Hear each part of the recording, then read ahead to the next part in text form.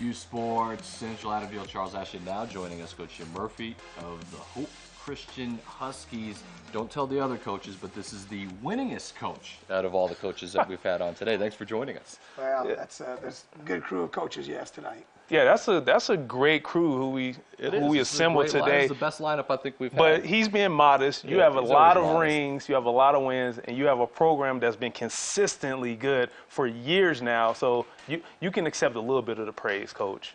Well, appreciate it. Just old age and longevity, I guess. But no doubt we've had some good teams in the last few years, and just been very fortunate to coach some of these young men.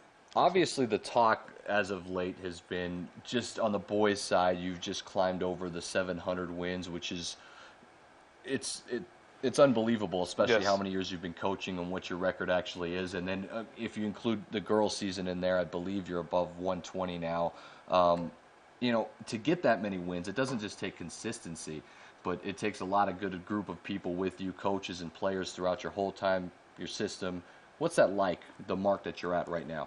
Well, it's a special group, you know. I mean, who would have thought when you first started that you'd be talking about 700 wins, let alone 700 games. But, it is a credit to, assistant coaches, players, just the opportunity just to stay healthy, to be coaching that long.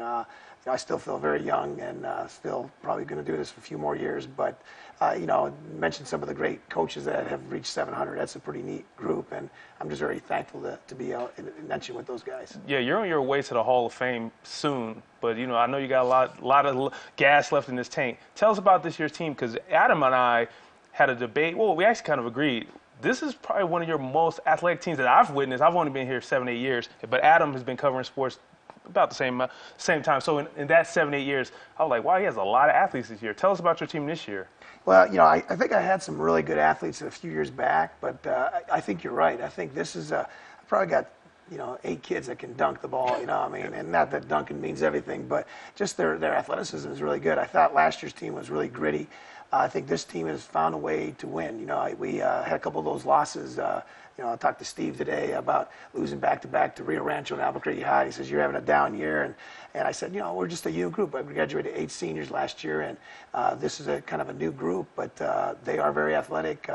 We've been playing well of late, and we hope we can keep playing going into the state tournament. Just like we talked about with Coach Coleman, it feels like there's never a rebuild year for you. I mean, you graduate a bunch of players, and then the next year you're just back at it again, competing for another state championship. That's got to be fun. Oh, yeah. I mean, I guess that's why you stay in it, because a little bit of success. But I think, I've heard success breeds success. I think we've developed a culture, expectations, like Coach Coleman said.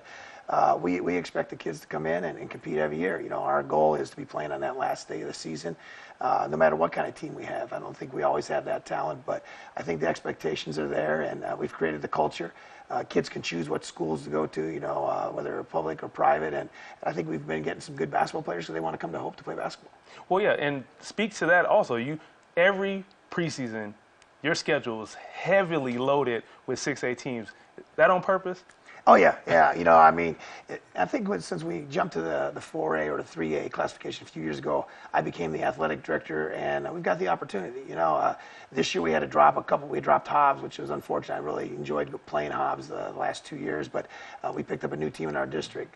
But we do. We play in that academy tournament, the Rio Rancho tournament, and the APS tournament. Those are great tournaments. We had games with Volcano Vista, Sandia, a number of those games that just, I think, prepare us for our season.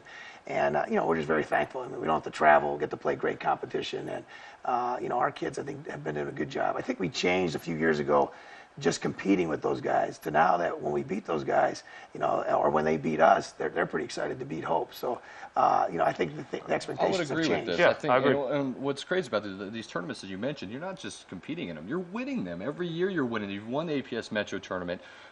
You win the Jormio Classic. You win the Rio Rancho Holiday Hoops Classic. This year you did lose in the finals to Rio Rancho, but you're always winning these tournaments. I asked you this question at the Rio Rancho tournament, and I said, do you think you can compete in the 6A? Because that's the talk year in and year out, and I think you do believe you could. I think you guys can compete in 6A every year. I agree with you.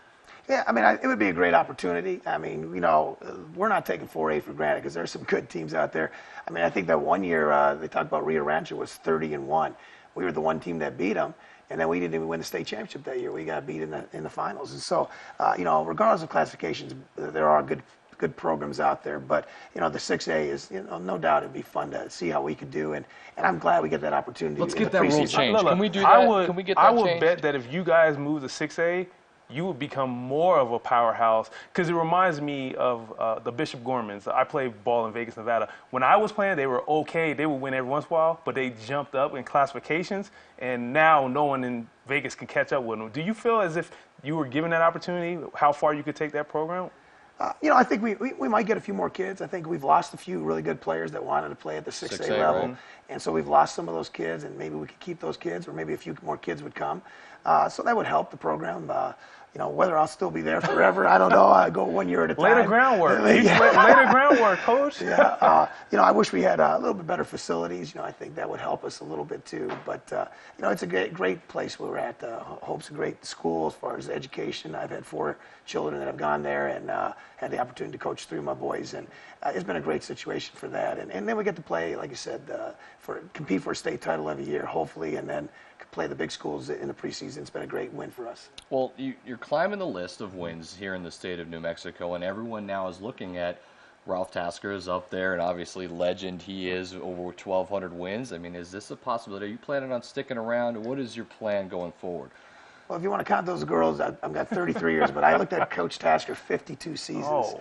That's a lot of years yet. Right. And a lot of years. greatness. And a lot of greatness to stay at that level. But 52 years, I don't know. I'm going to go 1 year at a time. The old 1 year at a time. we go one game at a time, 1 year at a time. I mean, just to be thinking about, even getting close to what Ralph Tasker did it's just amazing. But, I do love the game. I'm passionate about it. I still play 3 times a week. We play in the morning. I still enjoy watching my daughter play with the girls program. So, I don't play a lot of golf or fishing, so maybe this is the only thing I enjoy doing, so maybe I'll keep going. Please tell me it's half-court basketball, because someone on this set, I won't say any names, sprained their ankle recently trying to do too much in the half-court situation. I'm trying to relive, my I teens. think we have to get you on Adam's team or whatever, so we can keep him just healthy, spraining ankles, rolling things. Hopes for this year. I know you won a state championship, but I know as a coach you like to build and put things into place. Who you got coming up in the pipe? Because you have a fairly young team right now. So next year, I would think you're shooting for the stars next year.